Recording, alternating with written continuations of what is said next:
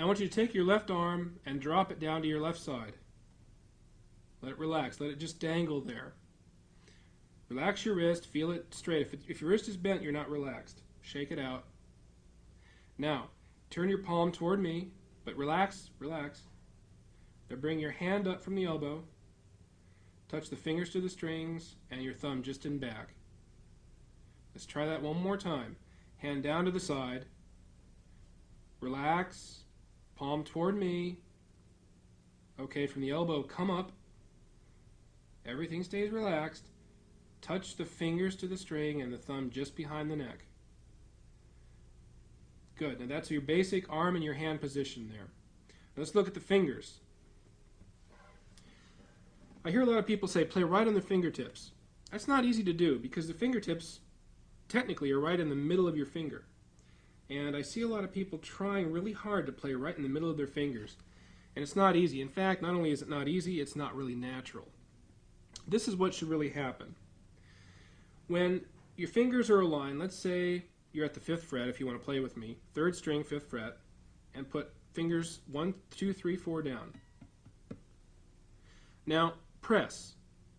Press all 4 fingers. What should happen when you press is your fingers should kind of spread out like this. See that? I'm pressing and it spreads out. Now, I call that a stance just because it looks kind of cool. It looks like a stance, martial arts stance, you know, cat, ready always. First finger is just a little bit on that side of its tip. Little finger is a little bit on that side of its tip. It looks really extreme probably from where you're looking, but it's just really a little over to the side, not a whole lot. And the 2 middle fingers are just slightly off the center. What this does is, first of all, it spreads your hand nicely. It allows space to exist between your middle joints. Very important. This way you're ready to go wherever you have to go. If your joints are glued together, okay, like I'm trying to do now, it's not actually that easy. There we go. See, they're glued together. Now before I go and pounce anywhere, I have to unglue my joints before I can move. So it's just better in the first place to allow maximum space in between your fingers there. Really it is. So I want you to think about that a little bit, work with it. You have the rewind button and the pause button. Look at the video. Let's look at the thumb. Now the thumb ideally, don't forget you're creating a vise here. So to create equal pressure, your thumb should ideally be right behind your 1st and 2nd fingers. Don't scrunch it. Don't feel like you have to put it right in the center of your hand. It's not necessary. And besides, see, it looks really uncomfortable. And don't move it over here either because that's going to throw your hand off balance. Likewise, don't move it up here over the neck. That's good for steel string playing, but these necks are too wide. Doesn't work. Right in the middle of the neck, like behind the G string or so, whatever, and your thumb is, again, basically between your 1st and 2nd fingers. So now let's look at our right hand. Let's take our right arm and drop it down to our right side, just like we did our left. Relax it, let it dangle there, straighten your wrist.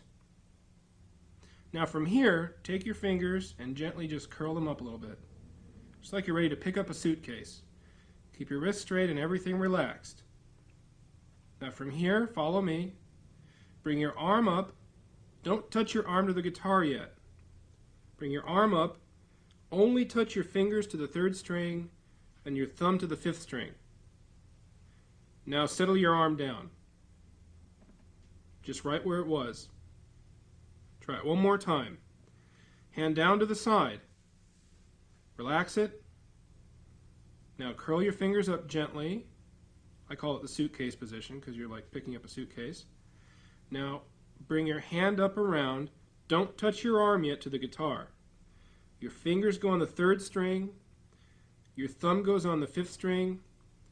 Now relax your shoulder and drop your forearm right where it is. And that's your basic position. Notice by doing this, your wrist stays fairly straight, and that's what we want. I always think of this as one mechanism, a unit. The hand, the wrist, and going just into the forearm there. It's like the tone arm of a record player. the tone arm of a record player just, it remains one unit. It doesn't kind of bend around, hopefully.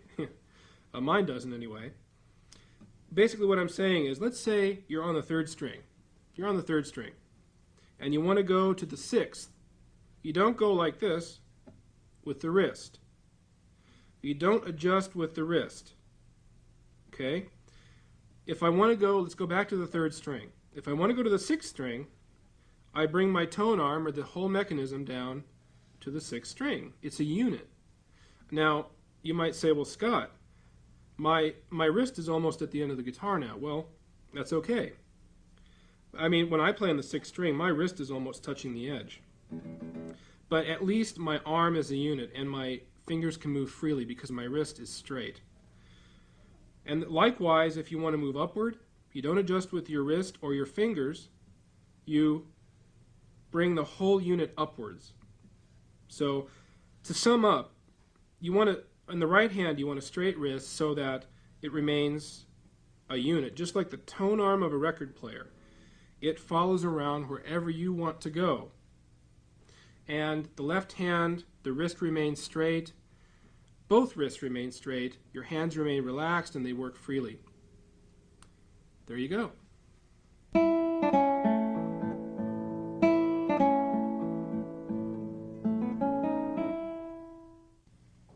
Now, before going on and talking about plucking the string, let's talk about nail shape, because we all need to shape our nails well.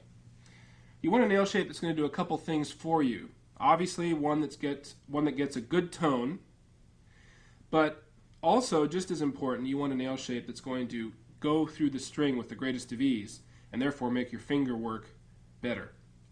Now, you want to keep in mind that you're going to use as much of the edge of the nail as possible. And let me just explain. The next two diagrams will show you what I'm talking about. The two guys in these two diagrams here, numbers 1 and 2, they've done two really common things. The first guy has rounded off his nail. He's probably worked really hard on it, rounded it off nicely. But you notice where the string is exiting. Now the string is starting where it should, that's fine. But it's going up to the middle of his nail, and it's leaving the string. And he's wasted half of his nail there. He could be using that nail to make tone. He's getting half the tone he could by using the nail surface you see there. Guy number 2, well, looks like he's tried a little bit of a ramp here, but not enough, because it turned out to be a point.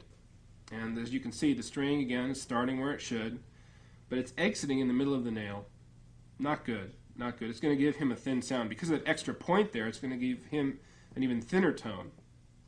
Let me show you what's happening here. As you can see from the diagrams you just saw, they're exiting right in the middle of the nail. See that? They're starting there, which is great, and they're going play, play, play, exit, right there. They're wasting all this nail here. See that? Half the nail, which is they could be using that for tone production. Now let's take a look at what guys numbers 3 and 4 have done. Now you notice in number 3 here, he starts where he should. The string travels up the ramp, exits at the other side of his nail. He's using all of his nail. He files it in an upward, slightly upward ramp. This is good because, first of all, as I mentioned, he's using all of his nail. It's more of a straight line instead of perfectly curved to the fingertip. But here the string is traveling uphill, which means as you're playing that the nail is actually helping push the string down into the guitar a bit. This is going to help in getting a fatter tone, and also later more of a variety of tone if he wants.